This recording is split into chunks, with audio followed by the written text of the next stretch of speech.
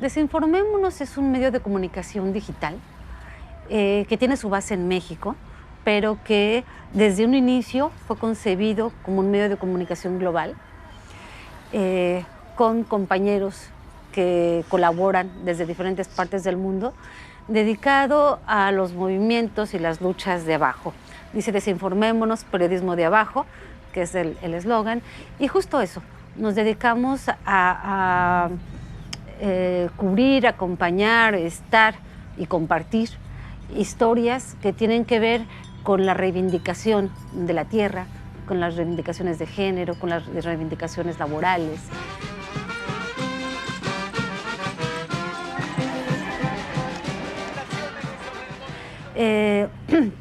Y por supuesto con las luchas indígenas, campesinas, magisteriales, estudiantiles.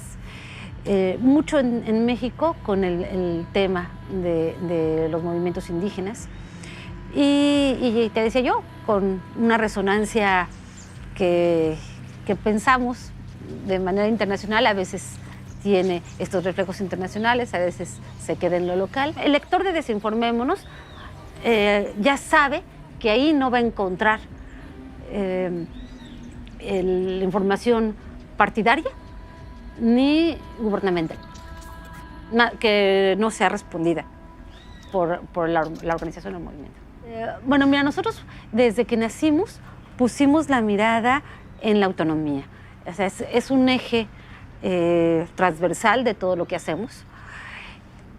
Nosotros, ahora justo que vamos a presentar el libro de las flores en el desierto, si vemos el despojo, vemos la represión, vemos el racismo, vemos el machismo, las juntas patriarcales, pero sobre todo vemos la resistencia. Es decir, procesos autogestivos, procesos de autonomía, luchas que construyen procesos en donde reivindican la construcción del tejido desde abajo. Ahí nos colocamos. Entonces, lo que hemos visto ha sido un subir y bajar de todas estas resistencias. A veces que hay un como boom de los movimientos autónomos, de las construcciones de diferentes cooperativas, movimientos de salud, proyectos de educación y hubo unos años en que había de esto casi una explosión, ¿no? Después hubo una baja y muchos movimientos se dedicaron más a la defensa porque el capitalismo salvaje, el neoliberalismo, tuvo una repercusión importante en muchos de los movimientos, ¿no? Y por supuesto vimos desde México todo lo que fue este proceso en América Latina, la llegada del progresismo también, lo que implicó para diferentes países, y ahí nos colocamos en los movimientos que estaban siendo críticos a todos estos gobiernos. Y bueno, desde ahí hemos visto también la llegada de la ultraderecha, también a América Latina, y la llegada, por supuesto, de movimientos que nos alientan mucho, como el de mujeres, por supuesto. Yo estoy absolutamente convencida que el viento del sur está abarcando buena parte del continente y buena parte de México, por supuesto. Y bueno, ahí nos colocamos. Sí, bueno, John Berger es uno de nuestros referentes más importantes. Es un hombre que además tuvimos el privilegio de entrevistar para el portal, para el inicio del portal, que tuvimos muchos padrinos, uno de ellos fue él. Y nos dice justo esto: no pierdan de vista que la resistencia está en saber escuchar a la tierra. Dijimos, wow, ¿qué es? O sea, era una definición de lo que queríamos hacer. Nos da mucho piso, nos da mucho horizonte, nos da identidad, nos dice quiénes somos, qué queremos. Cuando tenemos dudas, cuando tenemos crisis, eso nos lo responde. Saber escuchar a la tierra. ¿Y qué tiene que ver? No nada más con las comunidades indígenas y campesinas, sino dónde nos colocamos. Es decir, si hay una movilización magisterial, ¿dónde colocamos la cámara? ¿Dónde grabamos? En la tierra, vámonos hasta atrás. no verán ustedes en Desinformémonos una entrevista con un líder sindical, con un líder de los movimientos, no, nos colocamos atrásito, donde está la tierra. Es abajito y atrás. Y eso te define, te da, insisto, te da sentido, te da horizonte, te guía. Y nosotros sí pensamos que esta convivencia, además con la tierra, con el buen vivir, con el cuidado de los recursos, es lo que nos va a salvar como humanidad, como planeta. Ejercer el periodismo en México significa arriesgar la vida cotidianamente. En México tenemos muchos primeros lugares.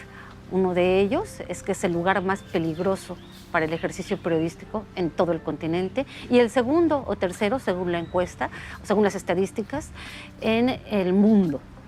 Y con una característica importante: en México no hay guerra declarada. Los países que están arriba de nosotros en estas violencias a los periodistas son países como Irak, Siria, Afganistán, en donde hay guerras declaradas. Acá no. Acá supuestamente no hay, pero todo lo que ha ocasionado la famosa ofensiva o guerra contra el narcotráfico ha tenido saldos tremendos en el resto de la sociedad. Una crisis de derechos humanos inédita en México, que ha arrojado feminicidios, matanzas de migrantes, matanzas de luchadores sociales, desaparición como los 43 estudiantes de Ayotzinapa y 40,000 más desapariciones, y uno de los saldos es el del periodista. Es decir, yo vengo, por ejemplo, tuve la experiencia hace 25 años de la cobertura de la guerra en Chiapas. Una guerra, 2 ejércitos, muertos de los 2 lados, y no teníamos los periodistas ni la más mínima idea de lo que significaba estar en riesgo. Acá es que vas a salir a cubrir una marcha y no sabes si vas a regresar, que vas a ir a hacer una cobertura a alguna de los estados de la República Mexicana y no sabes si vas a ser asaltado, si te van a bajar del camión, si te van a robar tu equipo, por supuesto, y la violencia más extrema, que es la vida, ¿no? Si te van a matar.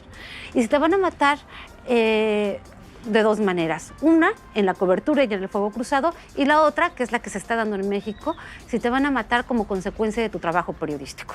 Y eso es lo que nos está pasando. Nos están matando por lo que estamos escribiendo, por lo que estamos produciendo. En México tenemos la instalación del crimen organizado coludido con diferentes niveles del Estado. Con gobiernos locales, municipales, estatales. Y eso provoca que estas vinculaciones, las Fuerzas Armadas también vinculadas, esto es lo que está provocando los asesinatos de nuestros colegas. Las cifras ya de pronto nos normalizan la violencia, y no es normal. No es normal que en México salgamos a hacer una cobertura sin saber si vas a regresar vivo. ¡Zapata vive! ¡Zapata vive y vive! ¡La lucha sigue y sigue! ¡Zapata vive! No es normal que los periodistas nos estemos haciendo activistas. Es decir, que salgamos con pancartas de no nos maten, cuando uno estaba regularmente afuera retratando a los que marchan, ¿no? O entrevistando. ¿Por qué? No, ahora somos nosotros los que marchamos para que no nos maten a nosotros tampoco. Y bueno, este es el panorama.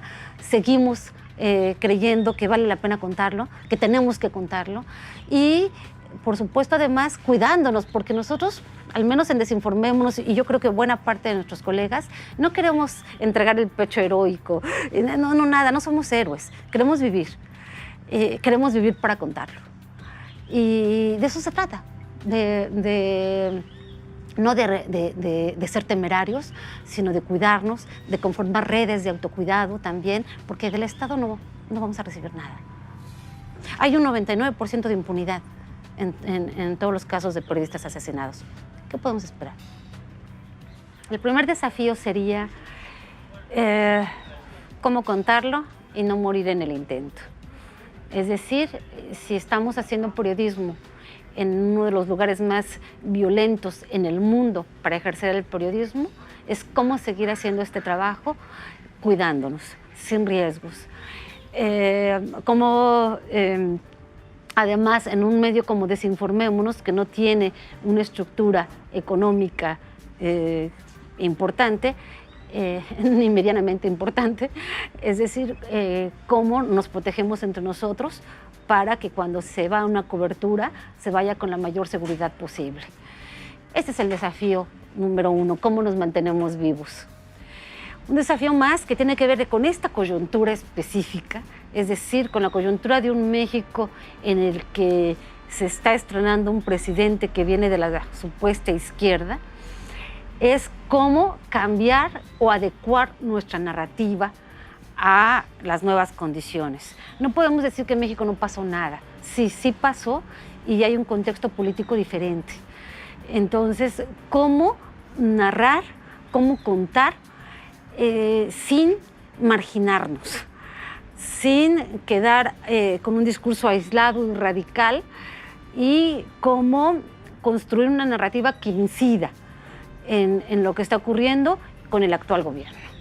Saber escuchar a la tierra. ¿Y qué tiene que ver? No nada más con las comunidades indígenas y campesinas, sino dónde nos colocamos. Es decir, si hay una movilización magisterial, ¿dónde colocamos la cámara?